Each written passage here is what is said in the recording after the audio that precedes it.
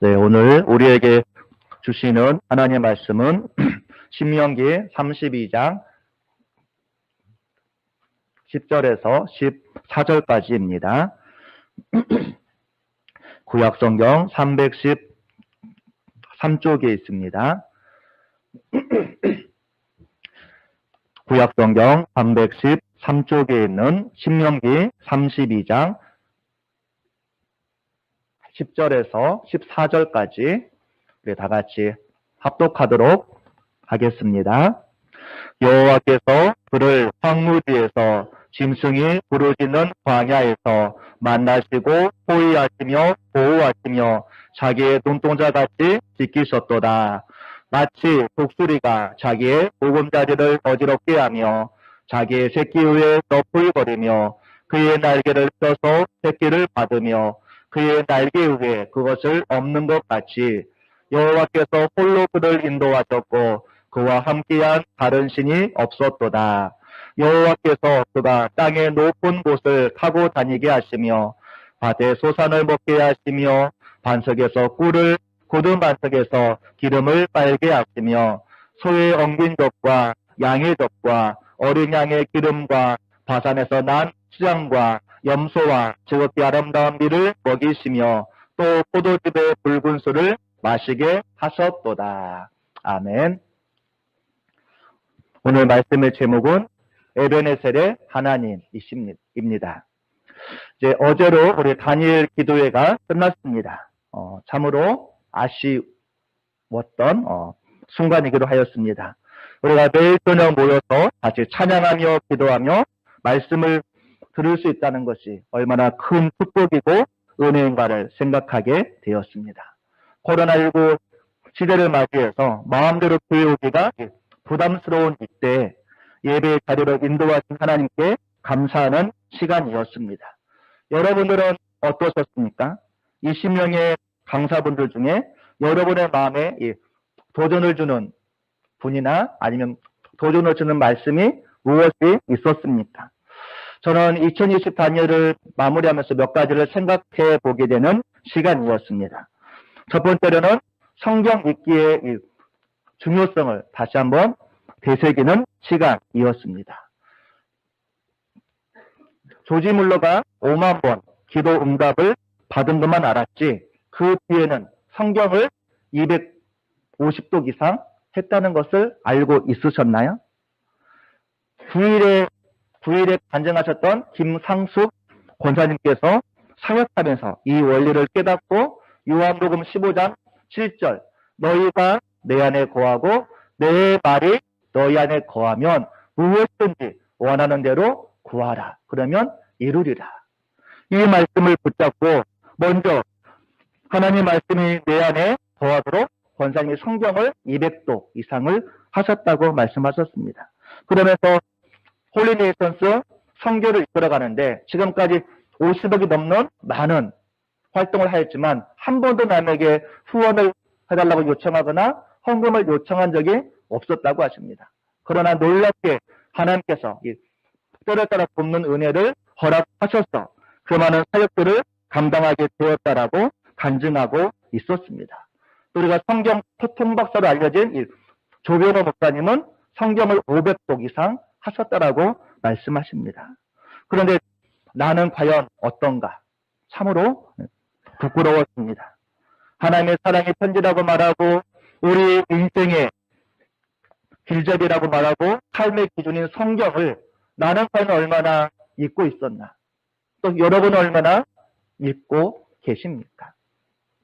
또 두 번째로는 이 믿음 생활이란 무엇인가를 다시 한번 되새겨보는 시간이었습니다. 우리는 흔히 내가 믿음 생활을 잘하면 나의 모든 문제가 해결되어지고 나는 꽃길만 걸을 것으로 생각합니다. 대부분의 간증자들이 물론 문제를 해결받기도 했지만 아직도 내가 문제 가운데 고난 가운데 있을지라도 저들을 낙심하지 않고 그 고난을 통한 하나님의 뜻이 있음을 믿고 끝까지 저들이 믿음의 길을 걸어가고 있고 앞으로도 걸어갈 것이라는 고백 속에 이것이 진정한 믿음 생활의 기쁨이지 않을까 라는 또 생각을 해보게 되었습니다. 또 세 번째로는 이 탈북민의 김은진 사모님의 외 할머니부터의 신앙의 유산 이야기, 또 신혜라 집사님의 부모의 사명 이야기를 들으면서 하나님께서 맡겨주신 하나님의 기업인 자녀를 나는 어떻게 키우고 있나, 나는 자녀에게 어떤 부모였나 되새기는 시간이었습니다. 제대로 된 부모 노릇은 못하면서 내 마음이 안 들고 내 뜻대로 안 한다고 큰소리치고 갑질하는 부모는 아니었나. 제대로 된 하나님의 사랑과 마음을 느끼도록 해주고 있다. 자녀에게 주신 하나님의 달란트와 재능을 발견하여서 하나님의 비전을 알아가도록 신앙의 길잡이 노릇을 나는 과연 제대로 하고 있나. 자녀에게 미안한 마음만 가득했습니다. 이제라도 정신 차리고 하나님의 기업을 내 것이라는 착각에서 벗어나서 하나님의 뜻대로 잘 경영해야지 라는 결단을 해보는 시간이기도 하였습니다. 또 네 번째로는 이 사랑의 헌금 시간을 통해서 힘겹게 어렵게 살아가는 이웃들이 왜 이렇게 많은가. 그럼에도 불구하고 그들이 하나님을 떠나지 않고 하나님을 신뢰하며 믿음으로 살아가는 그들을 바라보면서 나는 나에게 주어진 건강함, 나에게 주어진 여러 환경에 대해서 불평했던 제 자신이 참으로 부끄러웠습니다. 그러면서 나는 과연 그들에게 진정한 이웃인가? 또 우리 반복기에는 그들을 품고 섬길 준비가 되어져 있나? 라는 생각을 또 해보게 되었습니다. 이외에도 많은 부분들을 생각하게 되었습니다. 처음에는 매일 저녁 8시 21일간 하는 것이 힘들지 않을까, 또 피곤하지 않을까라는 생각을 해볼 때도 있었습니다. 또 몇 명이나 올까, 코로나 핑계대고 아무도 안 오면 어떡하지? 그러나 한 명이라도 참석하고 그 참석한 한 명이라도 하나님의 은혜를 받으면 하나님께서 기뻐하지 않으실까 라는 생각도 있었습니다. 그런데 놀랍게 하나님은 먼저 저에게 은혜를 베푸심으로 다니엘 기도가 얼마나 은혜스러웠는지 모릅니다. 여러분은 어떠셨습니까? 어떤 분들은 아마 한 번도 안 들은 분도 계실지 모르겠습니다. 하지만 하나님께서 예배하신 은혜의 자리에 나아가는 것이 은혜입니다. 이제 우리가 내년 2021년 다니엘 기도를 저는 지금부터 이제 준비하며 사모합니다. 그리고 우리 교회 성도들 가운데도 언젠가 그 자리에 설 수 있는 간증자가 나올 수 있기를 또한 기도해 봅니다. 그래서 여러분이 내 삶 가운데 역사하신 하나님을 자랑하고 간증할 수 있는 올해 우리 교회 표처럼 간증의 주인공들이 다 될 수 있기를 간절히 바라겠습니다. 이제 오늘은 2020년 교육상으로는 마지막 주일입니다. 다음 주 11월 29일은 2021년 교회歴의 시작인 대강절 첫 주입니다. 그렇다면 올 한 해 여러분은 어떻게 살아오셨습니까? 올 한 해 여러분이 믿는 하나님은 어떤 하나님이셨습니까? 우리가 성경에 보면 하나님을 여러 가지로 표현하는 것을 보게 됩니다.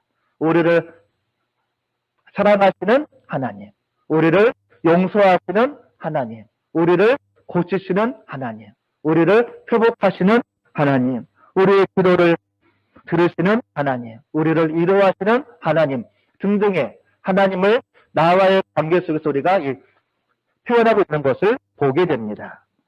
우리가 복음성가할 때도 내가 만난 주님은 참 사랑이었고 진리였고 소망이었고 라는 가사처럼 여러분이 믿는 하나님, 여러분이 만난 하나님, 올 한 해 나의 삶을 이끌어 오신 하나님은 어떠한 분이라고 여러분은 표현하겠습니까?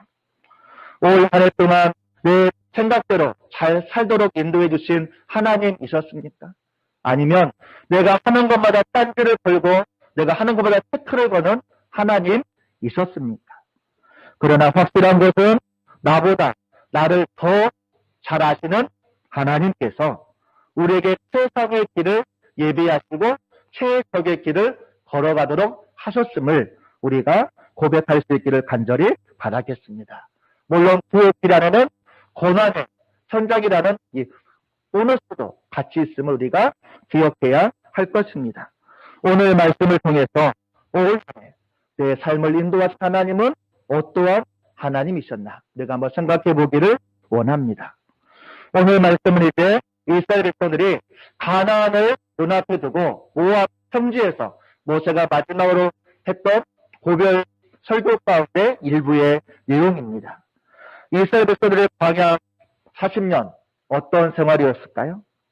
저들이 하나님의 사랑, 하나님의 인도하심 안에 거했지만 얼마나 많은 불평, 원망 속에 살았는지 모릅니다. 그래서 이제 가나안 땅에 들어가면 너희가 광야에서 같이 하나님을 원망하고 불평하고 잊어버리지 말고 하나님과 올바른 관계를 믿고 믿음 안에서 살아가야 함을 모세가 마지막으로 신신당부하고 있는 것입니다. 또 오늘 말씀을 보면 모세는 하나님을 세 가지로 묘사하고 있는 것을 보게 됩니다. 첫 번째는 모세는 하나님을 어떻게 표현하냐면 오늘 말씀 10절에 보니까 자기의 눈동자같이 지키시고 보호하시는 하나님이라고 고백하고 있습니다. 우리 한번 10절 한번 같이 읽어보겠습니다. 자, 시작.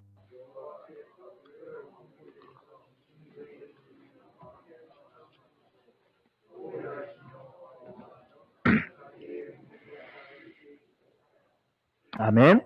지난 이 40년 광야에서 이스라엘 백성은 끊임없이 하나님을 배반하고 원망하고 불평하고 하나님 마음을 아프게 살아왔지만 놀랍게도 하나님은 한순간도 그들을 포기하거나 버리지 않으셨다는 고백입니다. 황무진 광야는 목마름, 배고픔, 두려움, 불안감, 절망감이 사로잡힌 곳입니다. 주위를 둘러보아도 아무도 나를 보호해줄 만한 것이 아무것도 없는 곳입니다. 낮에는 뜨거운 태양의 열기만 있습니다. 밤에는 차가운 추위만 있습니다. 또 간혹 들려오는 이 짐승의 울부짖음은 마음의 두려움만을 갖게 만듭니다. 그래서 광야는 어디로 가야 될지 막막하며 모든 것을 포기하고 싶을 정도로 고독과 두려움, 절망감에 사로잡힌 곳이 바로 광야입니다. 그런데 바로 그때 나 혼자라고만 느꼈던 그곳에서 우리를 자기 눈동자같이 보호하시고 지켜주시는 손길이 있음을 모세가 고백하고 있는 것입니다. 그 하나님 어떠한 하나님이셨냐? 우리 민수기 10장 33절 한번 같이 보겠습니다. 바로 신명기 바로 앞에 있는 민수기 10장 33절 구약성경 213쪽입니다. 오늘 말씀을 주보로 잘 해놓으시고요. 민수기 10장 33절입니다. 구약성경 213쪽에 있습니다. 민수기 10장 33절 우리 같이 읽겠습니다. 그들이 여호와의 산에서 떠나 3일 길을 갈 때 여호와의 언약궤가 그 3일 길에 앞서가며 그들의 쉴 곳을 찾았고, 광야에서 이스라엘 백성의 쉴 곳을 하나님께서 3일 길을 앞서가시며 찾으셨다라고 말씀하고 있는 것입니다. 아무것도 없는 광야에서 이스라엘 백성이 편히 쉴 수 있도록 하나님은 3일 길을 앞서 가셔서 찾고 있는 그 하나님, 우리에게 얼마나 큰 위로와 격려가 되는지 모릅니다. 우리의 인생길도 먼저 준비하시고 계신 여호와의 하나님을 여러분은 믿고 있으십니까? 오늘 본문에 우리를 뭐처럼 보호하시냐면 자기 눈동자같이 보호하신다라고 말씀하고 있습니다. 우리 신체에는 여러 가지 기관이 있습니다. 그 중에 눈이 가장 중요하다라고 말을 하기도 하고 또 가장 연약한 이 부분이라고 이야기를 하기도 합니다. 그래서 눈에는 2중, 3중, 4중 보호할 수 있는 보호 장치가 있다라고 말합니다. 빗물을 막아주는 눈썹이 있고 외부에서 들어오는 먼지를 막아주는 속눈썹이 있고 거기에 자동으로 깜빡이는 눈꺼풀이 있고 그것마저 뚫고 들어오는 온갖 이물질을 흘려내는 눈물샘이 있다라고 말합니다. 이처럼 하나님은 우리를 자기 눈동자같이 2중, 3중, 4중으로 보호하고 있다라는 이야기입니다. 우리가 대통령이 움직이면 반드시 그 옆에 누가 같이 다니죠? 경호원들이 같이 다닙니다. 우리가 전에 남북 정상회담 때 북한의 김정은 국방위원장이 검은 차를 타고 쫙 올 때 양옆에 누가 있었나요? 검은색 양복을 입은 건장한 경호원들이 어떻게 했죠?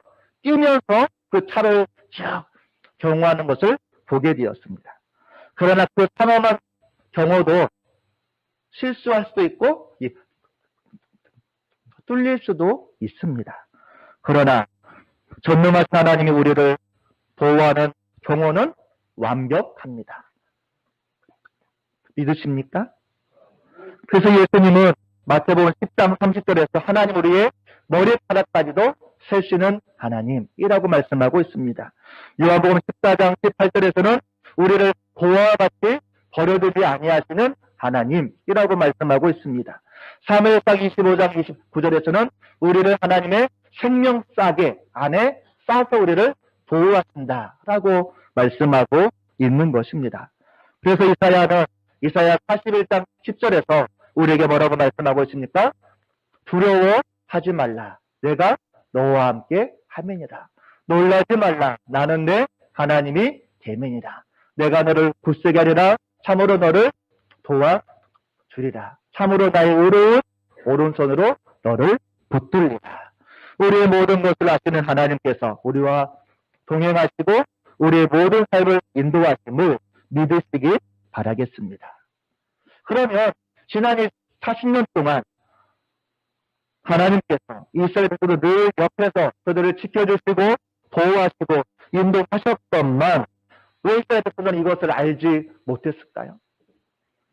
그것은 이스라엘 백성들이 하나님의 인도하심을 오해하고 있었기 때문입니다. 우리 한번 말씀 다시 우리 본문으로 우리 돌아와서 11절을 같이 한번 읽어보겠습니다.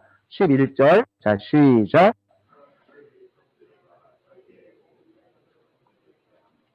자기 새끼 위에 너풀거리며 그의 날개를 펴서 새끼를 받으며 그 날개 위에 그것을 엎는 것 같이 여호와께서 홀로 그들을 인도하셨고 그와 함께한 다른 신이 없었더라. 모세는 두 번째로 하나님은 어떠한 하나님이시냐? 독수리가 자기 새끼를 연단하듯 훈련시키는 하나님을 우리에게 말씀하고 있습니다. 우리가 잘 알고 있는 독수리는 새들의 왕이라고 말합니다. 용맹하고 강한 날개를 자랑합니다. 하지만 독수리가 이런 강한 날개를 가지는 원동력은 우리가 잘 알고 있듯이 새끼의 훈련법입니다. 독수리 새끼가 어느 정도 성장하면 어떻게 하죠? 둥지 밖으로 새끼를 밀어냅니다. 그러면 그 새끼들이 땅으로 떨어집니다. 떨어지면 어떻게 할까요? 떨어지지 않으려고 날개를 움직이기 시작합니다. 그러나 처음에는 날개를 아무리 움직여봤자 땅으로 떨어집니다. 그리고 땅으로 한참 떨어질 때 땅바닥에 닿을 쯤에 어미 독수리가 그것을 지켜보고 있다가 날개로 다시 그들을 보호합니다. 이런 작업을 언제까지 할까요? 저의 날개에 힘이 생겨서 날아갈 때까지 하는 것입니다.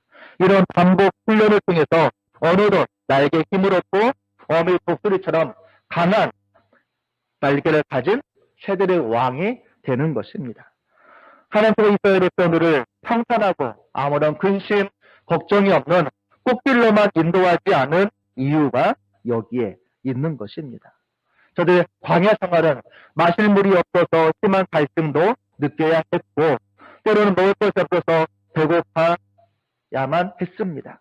때로는 전쟁으로 때로는 심한 질병으로 광야는 한마디로 고난의 연속이었습니다. 그런데 힘들고 어려울 때마다 하나님 우리를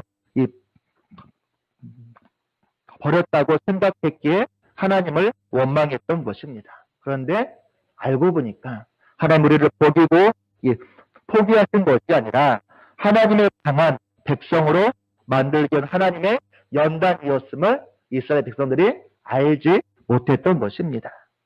이처럼 하나님께서 우리를 연단하는 방법도 마찬가지입니다. 때로는 물질의 어려움으로, 때로는 육신의 질병으로, 때로는 자녀 문제로, 때로는 가정의 문제로, 때로는 사업의 어려움으로 우리를 연단하는 것입니다. 그러나 어떠한 연단이 와도, 어떠한 어려움이 와도 바로 이것은 하나님께서 나를 연단하시는 방법임을 우리가 잊어서는 안 되는 것입니다. 그러면 우리를 왜 연단하실까요?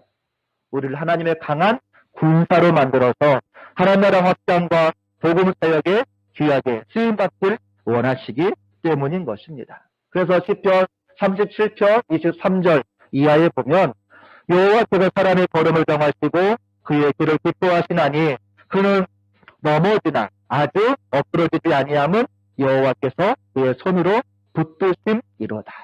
우리가 넘어지지만 완전히 엎드러지지 않는 것은 하나님이 우리를 붙잡아 두고 계시기 때문이라고 말씀하고 있습니다. 그러면 왜 하나님은 이스라엘 백성을 그렇게 보호하고 계실까요? 이스라엘 백성들이 뛰어난 민족이기 때문인가요? 하나님을 잘 믿는 민족이기 때문일까요? 하나님의 택함을 받으면 어떠한 조건이 있었기 때문인가요? 이스라엘의 애굽에 노예로 있었을 때 저들은 주권도 없고 자유도 없고 불평과 원망만 했던 민족입니다. 그런데 하나님은 왜 그들을 그토록 보호하시고 인도하실까요? 그 이유는 오직 하나입니다. 하나님께서 이스라엘을 사랑하셨기 때문입니다. 하나님의 사랑이라는 단어 말고는 다른 말로 이 상황을 우리가 설명할 수 없는 것입니다. 이스라엘 백성의 정체성을 한마디로 표현한 것이 32장 9절입니다. 그러면 우리 한번 32장 9절을 같이 읽어볼까요? 자, 시작. 여호와의 분깃은 자기 백성이라 야곱은 그가 택하신 기업이로다. 여기서 야곱은 이스라엘 백성들을 가리킵니다. 이스라엘은 누구냐? 하나님의 택한 백성이요 하나님의 택한 기업이라는 이야기입니다. 우리도 마찬가지입니다. 하나님께서 우리를 사랑하시고 보호하시고 올 한해 여기까지 인도하신 이유가 무엇일까요? 우리가 잘나서입니까? 우리가 남보다 뛰어나서일까요? 하나님의 꼭 나를 택해야만 이유가 여러분에게 있으십니까? 오직 하나님의 사랑이라는 말 밖에는 이유가 없는 것입니다. 하나님은 그 사랑으로 아무 조건 없이 우리를 사랑하셨고 지금도 사랑하고 있고 앞으로도 사랑하실 것입니다. 그런데 우리의 연약한 머리로 우리의 부족한 머리로는 이 넓고 깊은 하나님의 사랑과 은혜를 알래야 알 수가 없는 것입니다. 우리 하나님은 결국 우리를 어떠한 길로 인도하시냐? 우리 13절과 14절 같이 한번 읽어보겠습니다. 13절과 14절 시작. 여호와께서 그가 땅의 높은 것을 타고 다니게 하시며 밭에 소산을 먹게 하시며 반석에서 꿀을 굳은 반석에서 기름을 빨게 하시며 소의 엉긴 젖과 양의 젖과 어린 양의 기름과 바산에서 난 짱과 염소와 지극히 아름다운 밀을 먹이시며 또 포도즙의 붉은 술을 마시게 하셨도다. 자, 13절과 14절은 어디에서의 모습일까요? 광야일까요? 가나안 땅일까요? 너희가 들어갈 가나안 땅에 들어가면 이런 하나님의 축복을 누릴 수 있을 것이라는 이야기입니다. 그러면 이 상황의 시제가 언제인가요? 미래의 일입니다. 그렇죠? 그런데 이 미래 일을 얘기하는데 오늘 13절과 14절 시제가 언제일까요? 자, 시제가 언제일까요? 우리 14절 맨 마지막에 한번 볼까요? 포도즙에 붉은 술을 마시게 할 것이다 라고 해야 맞습니다. 그렇죠? 미래의 일이기 때문에. 그런데 오늘 시제는 술을 마시게 하셨도다. 언제인가요? 과거입니다. 미래의 일인데 이미 과거형을 쓰고 있다는 것은 이미 너희에게 이런 풍족한 은혜를 허락하셨다는 것입니다. 하나님 우리의 미래를 어떻게 인도하실지 보여주고 계신 것입니다. 너희의 미래는 광야처럼 힘들고 어려운 것이 아니라 내가 이미 풍성한 축복과 의리의 삶을 내가 준비하고 다 너희에게 나는 허락했다라는 이야기입니다. 예전에 TV 드라마 중에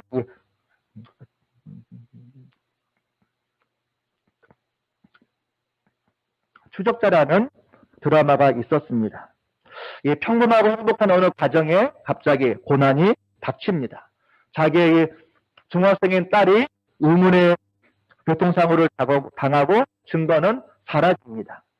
물론 그 배후에는 검찰과 경찰을 움직일 수 있는 현직 국회의원이자 이 대선 후보인 권력자, 그 당시에 이 김상중 씨가 그 역할을 했는데 권력자가 있습니다. 그리고 죽은 여학생의 아버지 형사였던 손현주 씨는 사건의 전모를 파헤치고 범인을 잡기 위해 동분서주합니다. 그러다가 위험한 자리까지 끌려갑니다. 바로 그 권력자 앞에 끌려가게 됩니다. 그리고 권력자가 묻습니다. 왜 그렇게 무모하게 행동하느냐? 이제 그만 딸은 잊어버리고 이 사건에서 손 떼고 편안하게 살아라 라고 얘기합니다. 그때 아버지가 뭐라고 얘기할까요? 내가 왜 포기하지 못하느냐고? 나는 뭐라고요? 아버지이기 때문이다 라고 얘기합니다. 이사야 49장 15절에 보면 여인이 어찌 그 젖먹는 자식을 잊겠으며 자기 태에서 낳은 아들을 궁일히 여기지 않겠느냐. 그들은 혹시 잊을지라도 나는 너를 잊지 아니할 것이라. 내가 너를 내 손바닥에 새겼다 라고 말합니다. 하나님은 우리의 누구십니까? 우리의 아버지이십니다. 어떤 아버지인가요? 우리의 구원을 위해서 자기의 귀한 아들까지 포기하신 하나님이십니다. 그 하나님께서 우리의 모든 필요를 공급해 주시고 우리를 눈동자같이 보호하셨다라고 말씀하고 있습니다. 그리고 구원받은 우리를 이 독수리가 새끼를 훈련시키듯 하나님 나라의 강한 군사로를 훈련시켜서 사용하기를 원하신다라고 말씀하고 있는 것입니다. 자, 이제 올 한 해 여러분의 삶을 인도하신 하나님은 어떤 하나님이셨습니까? 우리가 명심할 것은 또 우리의 고백은 내 삶을 인도하셨던 하나님, 지금도 인도하신 하나님, 앞으로도 모든 풍족한 은혜를 준비하시고 예비하실 하나님은 늘 옳습니다. 라는 게 우리의 고백이 되어야 할 것입니다. 내 마음에 하나님이 안 드십니까? 그렇다면 내 삶을 다시 우리가 되돌아보시고 생각해 보시기 바랍니다. 하나님은 우리를 눈동자같이 보호하셨고 우리를 훈련시켜서 우리에게 모든 풍족한 은혜를 이미 허락하셨습니다. 그 은혜를 받기를 원한다면 우리가 하나님 안에 거하는 믿음의 사람이 될 수 있기를 간절히 바라겠습니다. 올해는 우리가 아무도 예상하지 못했던 코로나를 통해서 모두가 힘겹다, 참 어렵다고 생각했을 것입니다. 그러나 지금 와서는 모든 것이 하나님의 은혜임을 우리가 기억하시고 그리고 더욱더 하나님을 신뢰하며 의지하며 믿음의 길로 나아갈 수 있기를 간절히 바라겠습니다.